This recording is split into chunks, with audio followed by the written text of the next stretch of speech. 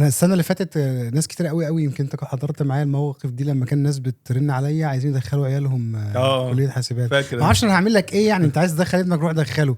بس هو الموسم ده اللي بتبدا تلاقي فيه هجوم، يعني يمكن من 5 سنين ما كانش في الحوار ده خالص.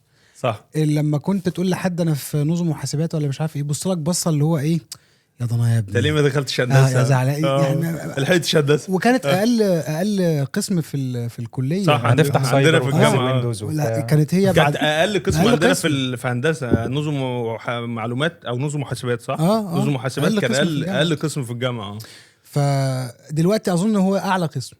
والاي اي انا اكتشفت ان احنا عندنا حتى في طنطا دلوقتي في قسم الاي اي، في كليات في مصر حالا اسمها كليه الذكاء الاصطناعي. يا سلام. بيدرسوا فيها، هو نفس حاسبات. بيدرسوا شات جي بي تي بقى ولا برومبت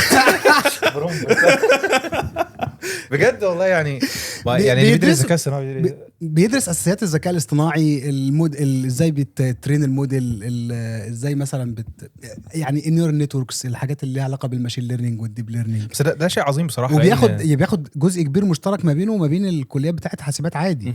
لا يعني برمجة. التطور في التعليم التقليدي بقى مواكب للي بيحصل، يعني هو متاخر سيكا برضه بس مازال ان ده حصل بسرعه جدا، ان حصل في حد بسرعه يعني كليه للاي اي بهذه السرعه. ده شيء عظيم بصراحه. ده يعني جميل جدا.